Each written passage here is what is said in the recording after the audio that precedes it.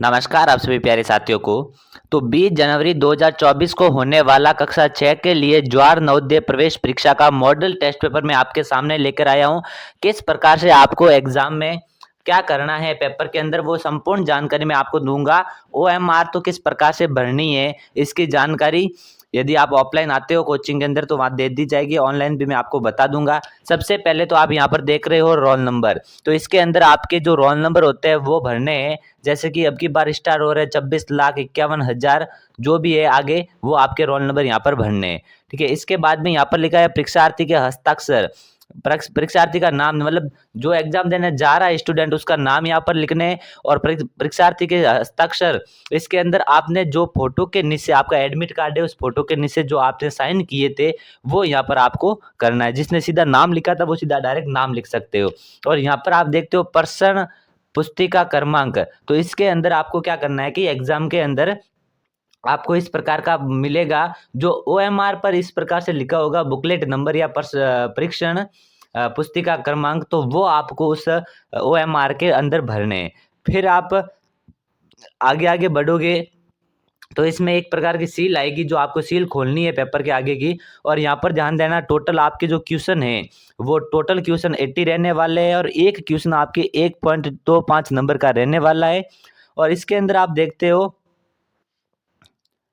आप देखोगे तो 1 से 40 तक प्रश्न आपके 50 अंक के होंगे टोटल। जो आपके आकृतियाँ आएगी और आकृतियाँ 10 प्रकार की आएगी, कौन सी आकृतियाँ आएगी मैं अभी संपूर्ण जानकारी आपको देने वाला हूँ।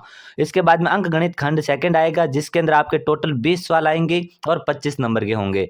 भाषा परीक्षण आपके खंड थर्ड के अंदर आएगा, 20 प्रश्न आएंगे और आपके भी ये 25 नंबर के होने वाले। इस प्रकार टोटल 100 नंबर के 80 क्वेश्चन आने वाले हैं।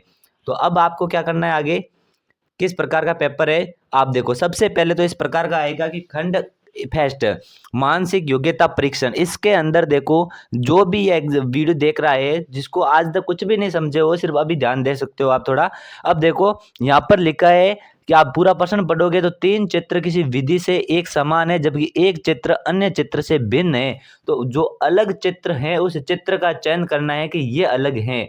तो इसके लिए आपको क्या करना है कि इन चारों में से आपको देखना है कि सबसे अलग कौन सा लग रहा है, तो वो आप क्लिक कर सकते हो। तो ये भी एक मैं क्वेश्चन करके बता देता हूँ। इसके अंदर आप देखते हो एक गोला क्वेश्चन के अंदर, एक गोला क्वेश्चन के बाहर, एक अंदर एक बार, एक अंदर एक बार। इसमें आप देखते हो दोनों गोले अंदर बार है तो इसका मतलब इसमें अलग आकृति ऑप्शन ए हो जाएगी। अब नेक्स्ट क्वेश्चन की मैं बात करूं यहाँ पर, अब मैं स्क्रॉल करता हूँ, ये 4 सवाल आएंगे टोटल ऐसे आपके भिन्न आपको बताने हैं। इसके बाद के अंदर 5 से 8 आपको बताने हैं कि इसके अंदर समरूप आकृति बतानी। यहाँ पर आपको एग्जाम के अंदर लिखा हुआ मिलेगा कि यहाँ पर देखो समरूप चित्र, समरूप का मतलब होता है एक जैसा बताना। आपको इस चित्र के जैसा जैसा इन चारों में से बताना है कि कौन सा चित्र है जो इन चारों के मतलब चारों में से इसके जैसा है। तो आप देखते हो पहला तो यहाँ से कटा हुआ है तो गलत हो जाएगा, ठीक है। और दूसरा आप देखते हो कि दूसरा होने की संभावना है, आप पहले पूरे देखना, ठीक है। तीसरा हो नहीं सकता, चौथा हो नहीं सकता, इसका मतलब आपके दूसरा ही होने वाला है। तो ये दूसरा क्वेश्चन भाग 2 के अंदर इस प्रकार के आएंगे टोटल। आपके इसमें भी 4 क्वेश्चन आएंगे इस प्रकार से। इसमें आपको पहचान करनी, आप वीडियो रोक करके पहचान कर सकते हो और कमेंट बॉक्स के अंदर आप कमेंट कर देना कि सर इतने का आंसर ये आ रहा है, आप चेक करके बता दीजिए, मैं आपको चेक करके बता दूंगा। नेक्स्ट क्वेश्चन है, इसके अंदर आपको क्या करना है कि चित्र का पता लगे जो बिना दिशा परिवर्तन के चित्र पैटर्न को पूरा करे। ये मतलब दिशा परिवर्तित नहीं करनी है और यहाँ पर कौन से भी इन चारों में से किसी भाग को उठा करके इसके अंदर रखना है और ये चित्र पूरा बन जाए। तो आपको इस प्रकार से करना है। तो यहाँ पर आप देखते हो तो एक लाइन आ रही है सीधी इतनी लंबी, तो इतनी लंबी लाइन आप देखते हो किसी में है नहीं, तो ये तो हो नहीं सकता, ये फिक्स हो गया, ठीक है। फिर आप देखते हो कि बी के अंदर इस प्रकार की लाइन है, आप इस प्रकार का पैटर्न आपको पूरा करना है। तो बी के अंदर हो सकता है, सी के अंदर है नहीं और डी के अंदर भी है नहीं, तो इसके अंदर आपका ऑप्शन बी राइट हो जाएगा। नेक्स्ट क्वेश्चन की मैं बात करूं, अब नेक्स्ट क्वेश्चन देखो इस प्रकार से आपके 4 सवाल है जो आकृतियां पूरी करनी है आपको। नेक्स्ट क्वेश्चन है श्रेणी क्रम को पूरा करना है। यहाँ पर आपको क्वेश्चन पढ़ना है सबसे पहले, तो श्रेणी क्रम को पूरा करना मतलब अगला पद कौन सा आने वाला है। इस प्रकार से देखो कि ये 2 आकृतियां आप देख रहे हो किस तरफ है, कोने के अंदर थी और इसके नीचे है वो थोड़ा निशान बनाया हुआ है। और फिर आप देखते हो ये पूरे उल्टी हो गई, मतलब 180 डिग्री पर घूम गई है, ठीक है। तो यहाँ पर आप देखोगे तो थोड़ा सा आप ध्यान दोगे तो यहाँ पर आप आकृतियाँ देखो किस प्रकार की है, कि सेम आकृतियाँ आ रही है, मतलब ये पहली वाली आकृति की कंडीशन यहाँ पर बन रही है। तो अगली आकृति क्या आ जाएगी, तो अगली आकृति आप देख सकते हो कि ये डी आने की, डी नहीं आएगा इसके अंदर, थोड़ा उल्टा आ जाएगा, उल्टे के अंदर आपके सी आने की संभावना होगी। ठीक है, इसका आंसर सी राइट हो जाएगा। नेक्स्ट क्वेश्चन है, इस प्रकार से 4 क्वेश्चन आपको करने हैं। यहाँ पर आप 15वां क्वेश्चन थोड़ा ध्यान देना कि 15वें क्वेश्चन के अंदर ज्यादातर कंफ्यूज होते हैं कि ए ई आई, फिर आगे क्या होता है, देखो यहाँ पर स्वर लिए गए, सब वॉवल्स दिए गए, ए ई आई ओ आ जाएगा अगला ओ। ठीक है, नेक्स्ट क्वेश्चन है कि इसके अंदर आपको क्या बताना है कि इसी तरह का संबंध दूसरे सेट के तीसरे और चौथे संबंध के अंदर, मतलब आपको संबंध बताना है इन दोनों के अंदर क्या रिलेशन है, वो रिलेशन इसमें और आगे वाले में आएगा। इसके अंदर देखते हो दोनों त्रिभुज आपस के अंदर उनके तीखे मुंह आपस में भिड़े हुए हैं, और यहाँ पर आप देखते हो तो दोनों त्रिभुज के जो बड़े आधार वाली भुजा है वो यहाँ से जुड़ गई है। तो यहाँ पर आप क्या देखोगे इसके अंदर कि इसके अंदर क्या संबंध रहेगा, इसके अंदर तो सेम ही संबंध रहेगा, क्योंकि इसके अंदर तो तीखा था और एक आधार भाग था, इसके अंदर तो सभी का सेम है। ठीक है, तो सभी का सेम है, तो इसके अंदर बी राइट हो जाएगा, बाकी वाला कोई आंसर दिख ही नहीं रहा है। तो इस प्रकार से 4 सवाल आपको करने हैं संबंध वाले।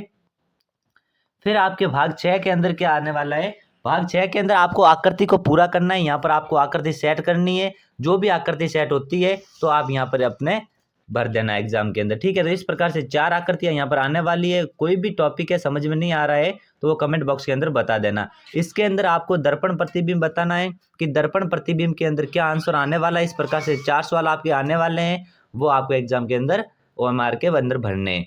ठीक है, ये आपके सब 4 सवाल दर्पण प्रतिबिंब के। फिर भाग 8 के अंदर आकृतियां मोड़ी गई है कि पेज को मोड़ने पर ये आकृतियां बनती है, तो किस प्रकार की आकृति बन जाएगी। जैसे पहली आकृति आप देखते हो कि इसको ऐसे मोड़ा है, तो वापस उल्टा खोलो इसे, जैसे उल्टा खोलोगे तो त्रिभुज उल्टा हो जाएगा। इस प्रकार से वापस आप इस प्रकार से जाओगे तो आपके पास में देखो दे, मतलब 2 सीधे और 2 उल्टे बन जाएंगे, तो 2 सीधे 2 उल्टे सी के अंदर बन रहे हैं, तो ये आपके राइट हो जाएगा। इस प्रकार आपको ये 4 सवाल करने रहेंगे। नेक्स्ट क्वेश्चन की मैं यहाँ बात करूं कि यहाँ पर बताया गया है कि पेपर कटआउट के यहाँ निशान दिए गए हैं, तो ये सभी की सभी आकृतियां, ये चारों की चारों आकृतियां कौन से चित्र के अंदर शामिल है, ये आपको शामिल करना है। इस प्रकार से ये ऐसे भी आपके 4 सवाल आएंगे। अब नेक्स्ट क्वेश्चन की मैं बात करूं, यहाँ पर आपके भाग 10 जो लास्ट भाग है उसके अंदर है कि ये आकृति किसमें छिपी हुई है, कि ऐसी आकृति किसमें छिपी हुई है वो आपको बतानी है।